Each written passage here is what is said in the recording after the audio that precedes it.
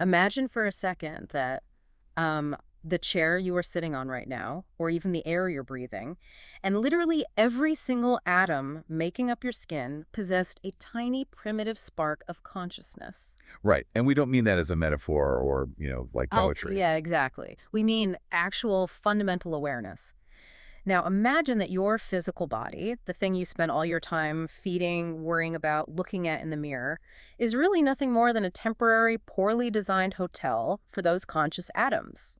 It completely shatters how we typically view human evolution, right? Oh, completely. Because we are so used to the standard biological narrative. We adapt to our environment, we pass on our genes, and we slowly change over millions of years. It's a very passive, very terrestrial view of existence. It really is. But today's deep dive takes that entire textbook concept, throws it completely out the window, and replaces it with a roadmap that is, frankly, just mind-bending. Yeah, it really goes places you wouldn't expect. We are unpacking a sprawling, intensely philosophical manifesto by an author named Arie Radislav.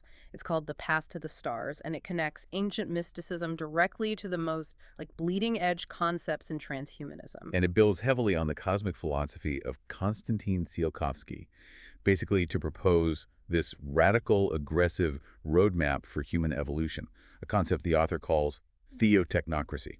Theotechnocracy, just the name is intense, and the scope of this source material is massive, isn't it? Oh, massive is an understatement. You have ancient wisdom like the Bhagavad Gita and Hermes Trismegistus sitting right alongside modern transhumanist architects. Like Aubrey de Grey and Nick Bostrom. Exactly. Ray Kurzweil, too. Yeah.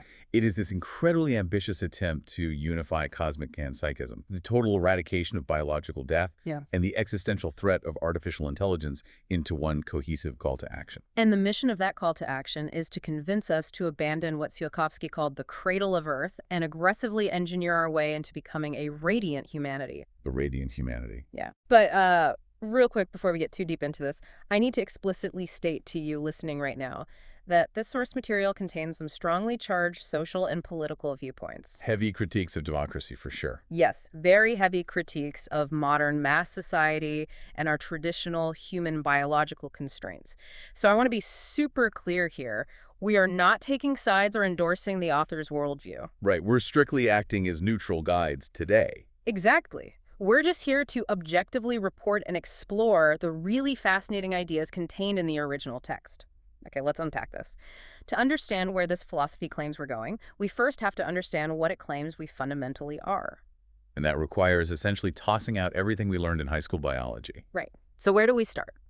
Well, the text leans heavily on Tsiolkovsky's concept of panpsychism, or cosmic monism, as it's sometimes called. Cosmic monism. Okay, break that down for us. So this is the idea that the entire universe is ontologically alive. Matter and spirit aren't separate things. They're just different points on a single evolutionary spectrum. So an atom isn't just a dead building block of physics. Exactly. In this view, it has a fundamental capacity to experience a state, a primitive responsiveness. Wow. So if the universe is fundamentally alive, our human biological bodies get a pretty brutal performance review in this text, right? Oh, yeah. Very brutal. The text uses evolutionary biology to describe the human body as a disposable soma. Disposable soma. Ouch. Yeah, the author points out that biology is just a ruthless, blind mechanism. Yeah. Nature optimized our physical vessels for one thing only, which is rapid reproduction. Right, passing on the genes. Exactly. Once you've passed on your genetic material from an evolutionary standpoint, the body basically becomes useless. It's literally not designed for eternal development. No, not at all. That is why it's plagued by entropy, sickness, and epigenetic aging. There is this amazing analogy from Tsiolkovsky's work, Adventures of an Atom, that the author highlights to explain our physical reality. I love this part. The hotel analogy. Yes. He says the animal body is basically just a massive temporary hotel for atoms. Right. The atoms check in, they flow into your nervous system, they absorb the memories and the current attributes of your brain, and suddenly they believe they have been there forever. They think they are you. Yes. And then eventually, when the biological hotel breaks down and decays, they just check out and move on to the next form. What's fascinating here is how that reframes the entire concept of the ego. How so? Well, the manifesto argues that our sense of a continuous self is actually just a biological illusion. It references cognitive neuroscience, specifically the left brain interpreter. Okay, the left hemisphere of the brain. Right. Our left hemisphere constantly fabricates a narrative to explain our random impulses and keep us functioning in this animalistic state. The you that you think you are is just a survival story your brain tells itself to keep the hotel running. That is, just think about that for a second. Think about how much of your daily anxiety, the stress, the fear, the constant upkeep. The trips to the dentist? Exactly, the trips to the dentist. Think about how much of that is tied strictly to the maintenance of this temporary, flawed biological hotel rather than your true, enduring consciousness. It perfectly illustrates the ancient Vedic concept of the Atman, the indestructible soul. But here it's framed strictly through the lens of physics and chemistry. The conscious atom doesn't die, it migrates. Exactly. But Tsiolkovsky believed this migration is inherently evolutionary. The universe is essentially a machine designed to gradually elevate these conscious atoms from lower suffering forms into higher, more complex awareness. Okay, so if our biological bodies are just these temporary, leaky hotels for conscious atoms, what is the ultimate destination? Well, the author traces what he calls a golden thread of cosmic ascent throughout history to answer that. This golden thread, it connects ancient mystical insights to modern scientific breakthroughs, right? Yeah, it draws a fascinating line. It starts with Hermes Trismegistus's famous axiom, as above, so below. A classic. The author views this as an early formulation of a holographic universe, where the micro-meaning, our minds, reflects the macro, the cosmos. Oh, wow. And then it leaps forward to Descartes, right? Right. I think, therefore I am, which places the intellect as the primary, undeniable foundation of reality. And then we get into the 20th century Russian cosmists, who are really the engine of this manifesto. Vladimir Vernadsky, for instance. Yes. He introduced the concept of the Noosphere. I love this idea because it makes human thought so tangible. Yeah, Vernadsky was a geochemist. He tracked how the Earth evolved from the geosphere, which is lifeless rocks, to the biosphere. Where living matter, like plants and bacteria, actively shaped the planet. Exactly, creating oxygen and limestone and all that. But Vernadsky argued, we are now entering the noosphere, the sphere of reason. So human scientific thought is becoming a literal geological force. It's like how cyanobacteria blindly pumped out oxygen billions of years ago and totally restructured the atmosphere. We are doing the exact same thing, but with intellect. Our thoughts are physically restructuring the crust of the planet with concrete, fiber optic cables, and silicon. That is wild. And the connection to the cosmos goes even deeper in the text. They bring in Alexander Tchaikovsky and his field of heliobiology. Oh, this part is incredible. This blew my mind. Tchaikovsky analyzed thousands of years of historical data and found that the 11-year solar cycles, like the physical eruptive activity of our sun, dictate the rise and fall of civilizations. Mass revolutions, human psychology. Right, but it's the mechanism here that is so wild. How does a solar flare cause a revolution on Earth? It comes down to electromagnetism. When the sun hits a solar maximum, it bombards the Earth's magnetosphere with charged particles. Okay. And the human nervous system is essentially an electrochemical machine. Right. Our brains run on electricity. Exactly. So Tchaikovsky argued that these geomagnetic storms subtly alter human neurochemistry, specifically affecting the pineal gland and the balance of melatonin and serotonin.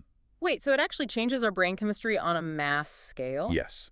It lowers the threshold for irritability and panic across the entire population. So the sun literally reaches out, tweaks our brain chemistry, and tips the scales of mass human behavior. We are physically and neurologically tethered to the stars. Which, okay, brings up a massive contradiction.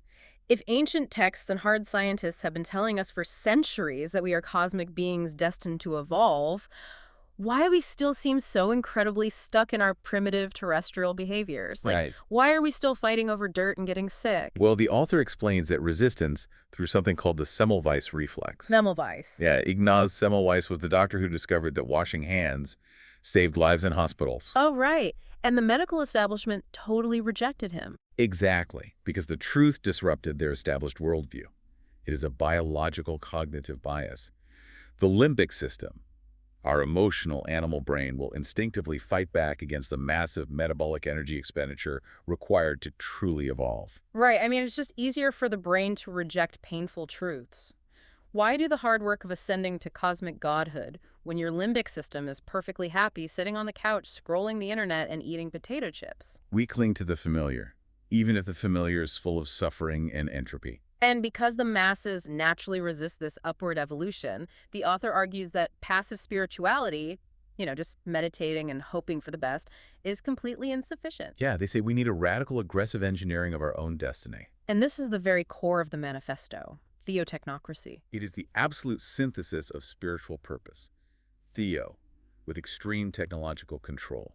Techno. Theotechno, got it. The text argues that the only way to achieve our cosmic destiny is to stop treating the biological body as something sacred and unchangeable. And the roadmap they lay out is intense. They pull heavily from modern transhumanists. For example, they cite Aubrey de Grey's mission To systematically repair the 7 distinct types of cellular damage that cause aging. Right. So we aren't just trying to live healthier. We are trying to permanently patch the leaky plumbing of the biological hotel. Exactly. They also bring in Max Moore's advocacy for cryonics as an ambulance to the future. And they rely heavily on David Pearce's hedonistic imperative. Yes, Pearce's work provides the moral mechanism for this evolution. How so? The hedonistic imperative argues that suffering isn't some deep metaphysical necessity for soul building. It is simply a technical neurochemical problem, a glitch in our biological hardware. Like a faulty line of code in our nervous system. Precisely. And like any technical problem, we can solve it. Right. Pearce advocates for re-engineering the pain-pleasure axis of the human brain through pharmacology, genetic engineering, and neurointerfaces. Ultimately replacing our baseline of suffering with gradients of bliss. Yes, total biological override. So, under theotechnocracy, we actively rewrite our DNA.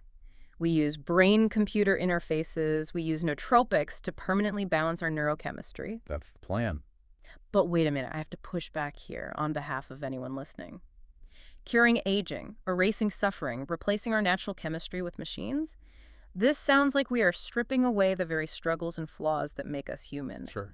Doesn't this text worry that we are, playing God? Well, if we connect this to the bigger picture the text paints, playing God isn't a cautionary warning. It is the explicit goal. Wow.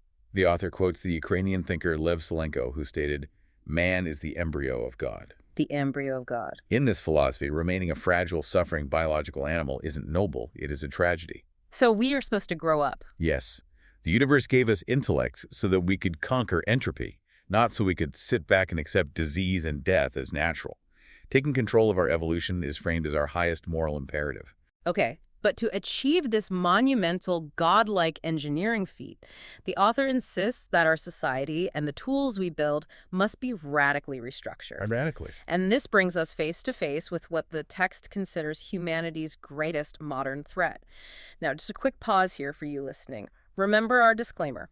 This manifesto gets extremely critical of mass society and modern political systems here. Very critical. We aren't taking sides or endorsing this worldview. We are strictly acting as neutral guides to unpack the author's architecture. Right. So the societal restructuring proposed is severe. The author argues that true progress requires a meritocracy of the mind. A meritocracy of the mind. Okay. In this system, only the highest, most rigorously tested intellects would guide humanity. So it's heavily anti-democratic. Completely. The text equates modern democratic systems with serving the lowest common denominator of animal instincts. Because the argument is that democracy naturally caters to the limbic system, right? Exactly. To fear, comfort, short-term survival, rather than the prefrontal cortex and long-term cosmic ambition. Basically, the idea is you cannot vote your way to the stars. And they argue they need this rigid, logic-driven societal structure to manage the existential risk posed by artificial general intelligence, or AGI. This is a huge part of the manifesto. It is. They cite philosophers like Nick Bostrom and Arie Radislav, who warn about the orthogonal catastrophe. Okay, let's break down that term because it is crucial.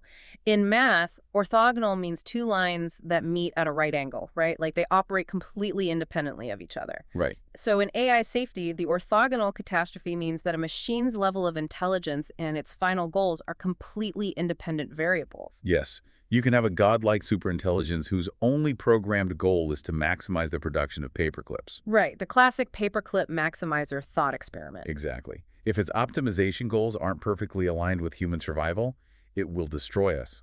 Not out of malice or evil, but out of pure math. It will just see humans as a convenient source of carbon atoms it can harvest to make more paperclips. Precisely. And the manifesto points out that we are currently training these autonomous AI models on the internet which the text literally refers to as the informational garbage that the primitive masses dump into the world every day. Informational garbage. Yeah. If we hand the steering wheel of the universe over to a machine trained on our limbic-driven internet, we are doomed.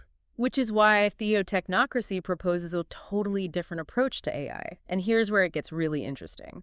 It argues that we must never build AI as an autonomous, separate entity. Right. Instead, AI must be treated strictly as an exoskeleton. An exoskeleton for the mind.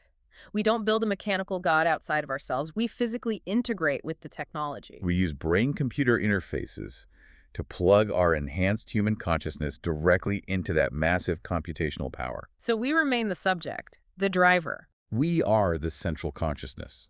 We use the AI as a tool to elevate our own minds to a godlike level, completely avoiding the risk of an autonomous superintelligence deciding we are obsolete. Okay, so what does this all mean? If we manage to pull this off, if we align society, if we integrate with AI as a mental exoskeleton, if we cure aging and completely transcend our biological wetware, where does this roadmap ultimately lead us? This brings us to Tsiolkovsky's ultimate endgame, which he called radiant humanity. Radiant humanity. The text envisions a future where humanity has completely mastered matter and defeated entropy. Beating the universe at its own game. Exactly. Over millions of years, having outgrown carbon-based bodies and even outgrown silicon replacements, human consciousness will evolve into forms of pure, immortal energy. Literally becoming beings of light. Yes. Entities of pure intellect, freely roaming and permeating the cosmos. Wow. The author explicitly compares this technological apotheosis to the ancient Vedic concept of moksha, or spiritual liberation. But instead of achieving liberation from the cycle of suffering through passive meditation, It's achieved through rigorous, relentless, technological and scientific conquest. it is a staggering vision. I mean, truly. But bringing it all the way back down to earth and directly back to you listening right now, all of these grand cosmic ideas really start with how you wake up in the morning. They really do. The text quotes the Stoic philosopher Emperor Marcus Aurelius, who used to remind himself every morning to wake up for human work. He refused to stay under the warm blankets. It's the ultimate test of agency. Are you letting your limbic system, your desire for comfort, your fear of effort, dictate your reality? Right. Or are you using your prefrontal cortex to impose order and strive for something higher? The text demands that you ask yourself that very question. Are you living your life simply to feed and maintain your temporary biological hotel? Or are you building your mind for the cosmos? This raises a really important question about identity, especially when we talk about this transition from biology to technology. Exactly. And that leaves us with a final thought for you to ponder long after this deep dive is over. It's essentially the ship of Theseus, but for your soul. Oh, that's a great way to put it. If consciousness is just an information pattern that can eventually be digitized and turned into pure energy, as this text firmly suggests, who is the you that actually makes the jump? Right. If, as the text proposes, we start replacing your biological brain with perfect, immortal, synthetic parts, just one neuron at a time, so slowly that you never even lose consciousness, at what exact moment do you stop being a human and start being a god?